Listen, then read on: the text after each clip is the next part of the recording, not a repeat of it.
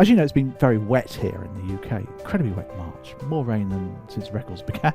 So if you go for walks, and Shelley and I love our walks, you're like swimming in mud, aren't you? Across fields and things. So we decided to go for a walk along country lanes because, you know, at least you can walk on them, can't you, in the rain? And we went over to a place called Sherborne. Let me share with you where Sherborne is, if you're interested. So let's put a map up there for you. Here's the Ordnance Survey map of the Cotswolds. On the left-hand side there, you've got Northleach, and down the bottom right, you've got Burford, I think. So if we just zoom in for a second, this is where we went to, this place called Sherborne. It's along the main road there. It's a beautiful part of the world.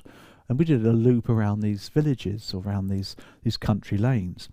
And we passed some beautiful properties. I mean, it's lined with villages. There's a little village shop there in Sherborne. Isn't that just beautiful, isn't it? And there's another property that we passed by. That's gorgeous, isn't it? That's a few £1,000,000. These are piles, aren't they? These are old relics. These are thatched cottages, rectories, manors. Just beautiful. And this old place here as well, which is listed, I think. And we passed this place as well, which is literally a manor house. I think that's Sherborne House. You know, it's ridiculous size that one is. But the great thing about these properties that we pass by is that you know, we admire architecture, both of us do. And I don't know, Shelley said to me, I wonder what it's like, she said, to own those houses and live there. What it's like to own it, you know, must be so proud.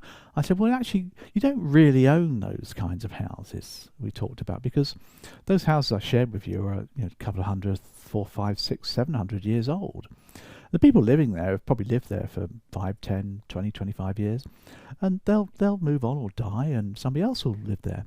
You see, when you have a house, you're not the owner, you're just the custodian. And that's the phrase. You're only the custodian of a property that you're happening to be living in.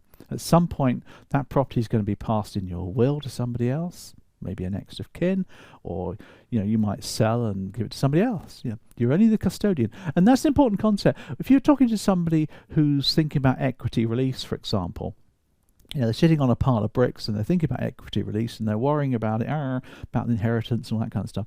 The fact is that they are only the custodian of that property. That's all. They're never going to own it. It's not their home, really.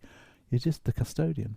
So it kind of removes the emotional part of equity release, because it no longer becomes a home. It becomes an asset which you're securing a loan against, of course, and then paying your grandchildren early money or something like that. It just relieves or removes some of the emotional aspects of owning a property.